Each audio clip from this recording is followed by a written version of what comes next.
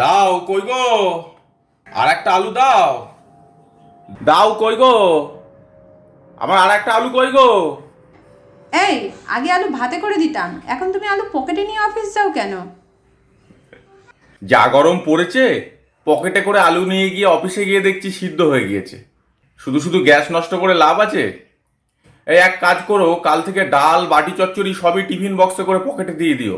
এই গরমে আলু সিদ্ধ হয়ে যাচ্ছে, ডাল সিদ্ধ হতে কি, তাই না? এই, তোমার কি বুদ্ধি গো? তুমি বুঝলে, অফিসের বস যদি বুঝতেন। সেদিন বললাম, স্যার 2 বছর ধরে মানে একই জায়গায় থেমে আছে, কিছু করুন। তা কি বললেন বস? হারামজাদা বলে, থেমে আছে তাই অসুবিধা। ঠিক আছে, তোমার পারফরমেন্সের ভিত্তিতে তোমার মাইনে 18,000 থেকে 16,000 করে দেওয়া হলো। সে কি গো? বুদ্ধির কদর নেই গো, এ রাজ্যে বুদ্ধির কোনো কদর নেই।